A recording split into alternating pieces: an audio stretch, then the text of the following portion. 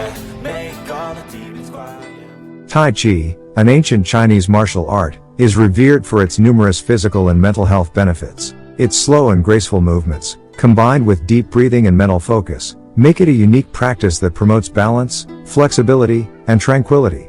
The Ma Fen Zhong tutorial is a specific Tai Chi technique that focuses on utilizing spiral energy to generate power and effectively neutralize an opponent's attack. This tutorial teaches practitioners how to move the body in a circular and fluid motion while maintaining a strong core. The techniques involved in Ma Fen Zhong enhance body coordination, improve posture, and strengthen muscles, making it not only a useful martial arts technique but also an excellent exercise form for overall fitness. Moreover, the real application of Ma Fen Zhong lies in its self-defense benefits. By mastering this technique, individuals can effectively defend themselves against physical aggression.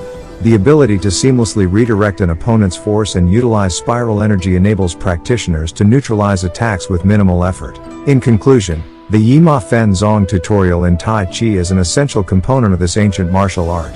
Its techniques and real-life applications make it a valuable practice for physical fitness, mental well-being, and self-defense.